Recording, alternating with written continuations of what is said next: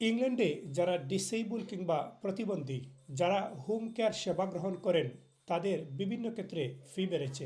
এ সমস্ত ফি এমন পর্যায়ে এসে পৌঁছেছে যে তারা ঋণে জর্জরিত হয়ে পড়ছেন। অনেককেই বিভিন্ন কাউন্সিল কোর্টে নিয়ে যাচ্ছে। ঋণ আদায়ে তাদের বিরুদ্ধে আইনি পদক্ষেপ নিচ্ছে বিভিন্ন কাউন্সিল।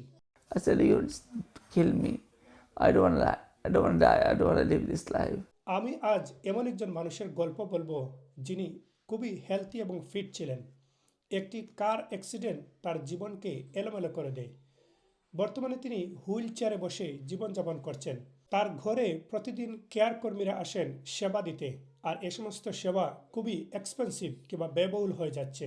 একটা সময় তার এই কেয়ার ফিগুলো ছিল মাত্র ৪৫ পাউন্ড, আর এটি ২০২৩ সাল থেকে সেটি দাঁড়িয়েছে প্রায় ৫০০ পাউন্ডে।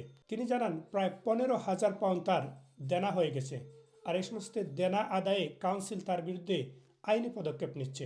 শুধু আজান আলী নয়, এদেশে প্রায় ২,০০০ প্রতিবন্ধী মানুষ রয়েছেন এরকম, যাদের হোম কেয়ার ফি আদায়ে কাউন্সিল তাদেরকে কোর্টে নিয়ে যাচ্ছে।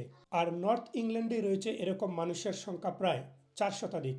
ওল্ডহাম কাউন্সিল জানিয়েছে তারা শুধুমাত্র জাতীয় যে ফি নির্ধারণ করা হয়েছে সেটি তারা ফলো করছেন, এবং মানুষের ফাইন্যান্সিয়াল অবস্থা অ্যাসেসমেন্ট করেই এ সমস্ত ফি নির্ধারণ করা হয়।